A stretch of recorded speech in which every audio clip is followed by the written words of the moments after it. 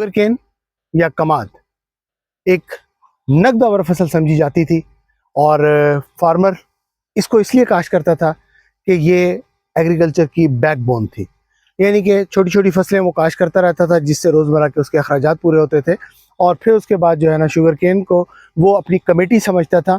तो ये जब खुलती थी तो एक हैंडसम अमाउंट जो है वो जो है फार्मर के हाथ आती थी। तो इसलिए फार्मर इसको बहुत ज़्यादा पसंद करता था। लेकिन बदकिस्मती से पिछले कुछ अरसे के अंदर इसकी जो अखराजात हैं वो इतने ज़्यादा रेज़ हो गए हैं और शुगर मिल के जो प्रॉब्लम्स हैं वो इतने ज़्यादा हो गए हैं जिसकी वजह से फार्मर जो है वो इस वक्त अपनी इनपुट कॉस्ट जो है वो भी पूरी नहीं कर पाता, वजह ये कि वो उससे कोई प्रॉफिट हासिल कर सके। अभी मेरी कुछ फार्मर से बात हुई इस सीज़न के अंदर, तो उनको वो ये कहते थे कि एक्सपेक्टेड ये है कि हम इस दफ़ा अगर अपने अखराजात ही पूरे कर जाएं तो बड़ी बात है, बज़ाहिर अखराजात पूरे करना भी नज़र नहीं आता। और उसके बावजूद इन क्राइसिस के अंदर हमने शुगर केन को क्यों सेलेक्ट किया, क्यों लगा रहे हैं, इसके बारे में हम तफसीली इंशाल्लाह आपको गाय बगाए आगाह करते रहेंगे। तो फ़िलहाल तो हमारा लगाने का ये मकसद था कि हम अपने एरिए के लिए, अपने एरिए के फार्मर्स को एक ऐसा मॉडल प्लॉट यानी कि मॉडल जो है ना वो मुहैया कर सकें जिसके अंदर वो लोग अपनी आँखों से जो है ना देख सकें कि बग़ैर अखराजात के, बग़ैर परचेज़ इनपुट के, बग़ैर अखराजात के जो है ना ये जो शुगर केन है इसकी फसल उगाई जा सकती है। तो इस वक्त अल्हम्दुलिल्लाह ये बेड्स के ऊपर शुगर केन की फसल लगी हुई है और इसके अंदर जो है ना इंटरक्रॉप हुआ है हमारे पास ये सरसों का। और इसके अंदर इस वक्त जर्मिनेशन जो है वो अल्हम्दुलिल्लाह स्टार्ट हो चुकी है। ये देखें, ये शुगर केन है जिसकी जर्मिनेशन स्टार्ट हो गई है। तो अल्हम्दुलिल्लाह ये और ये, और साथ साथ जो सरसों है तो ये देखें सरसों भी माशाल्लाह बहुत ही अच्छी तरीके से परफॉर्म कर रही है बेड्स के ऊपर।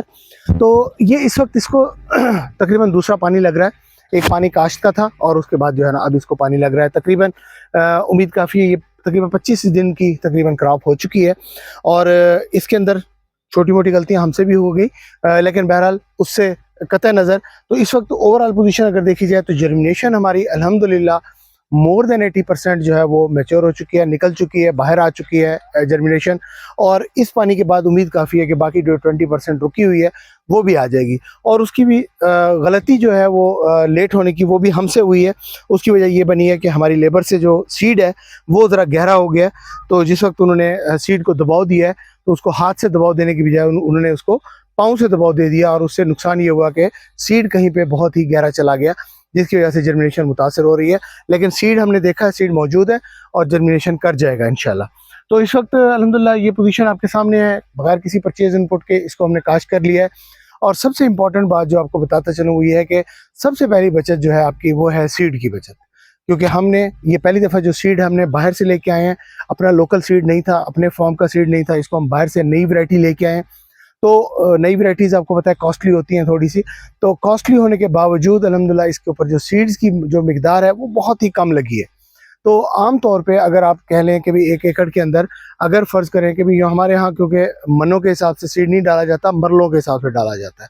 नॉर्मली जो हमारे यहाँ होता है कि अच्छी ज़मीन अगर यानी कि अच्छा सीड जहाँ से आप परचे ले रहे हैं अगर वो अच्छा लगा हुआ है तो हम तकरीबन 15 मरले या हल्का हो तो 20 मरले यानी कि 1 कनाल सीड से 1 एकड़ जो है ना फार्म नया काश्त किया जाता है। लेकिन यहाँ पे हमने बिल्कुल ही मुख्तलिफ था। जिस वक्त हम सीड लेके आए हैं किसी का ख्याल था कि हम शायद 1 कनाल लगाएंगे इससे, किसी का ख्याल था कि इस सीड से आप ज़्यादा से ज़्यादा 2 कनाल लगा लेंगे, लेकिन हमने इससे 2 एकड़ लगाए हैं उसी सीड से। और अल्हम्दुलिल्लाह जर्मिनेशन आउट क्लास बेहतरीन जर्मिनेशन है। और हमने अभी सीड नंबर ऑफ़ सीड हमने ज़्यादा इस्तेमाल किया है। PQNK के ऊपर इतना नहीं लगाना चाहिए था हमें, लेकिन हम डरे हुए थे, खौफजदा थे अपनी ज़मीनों से, क्योंकि हमारी ज़मीनों के अंदर जर्मिनेशन इश्यूज़ हैं बहुत ज़्यादा। उस खौफ की वजह से हमने थोड़ा सा सीड ज़्यादा लगा दिया। तो लेकिन ये देखें जहाँ पे भी लगाया वहाँ सीड ये देखें जर्मिनेट हो गया। ये सीड लगाया था ये जर्मिनेट हो गया।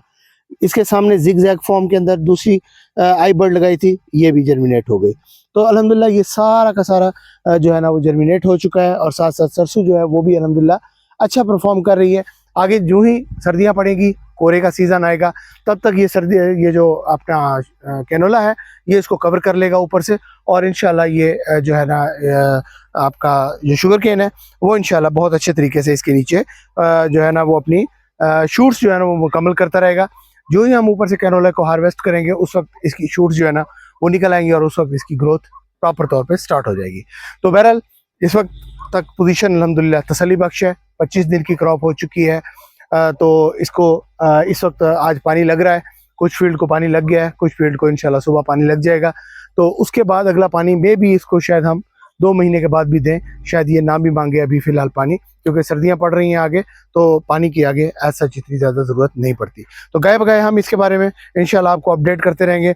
आपसे भी गुजारिश यही है कि आपके एरियाज़ के अंदर किस तरीके से शुगर केन को काश्त किया जा रहा है और कितनी कॉस्ट के साथ काश्त किया जा रहा है, ये हमारे साथ ज़रूर शेयर करें, ताकि हम कोई बेहतर तरीके से फार्मर की जो रहनुमाई है वो हम बेहतर तरीके से कर सकें और फार्मर्स को कोई फैक्ट्स एंड फिगर दे सकें कि आप किस तरीके से इस तरीके से काश्त करने में और ट्रेडिशनल तरीके में काश्त करने से कितना डिफरेंस है और कितनी पैदावार का फ़र्क ले सकते हैं और कितनी कामयाबी हासिल कर सकते हैं। हमें आपकी रहनुमाई का और आपकी राय का इंतज़ार रहेगा। बहुत शुक्रिया। मैं इरफान, डिस्ट्रिक्ट राजौरी।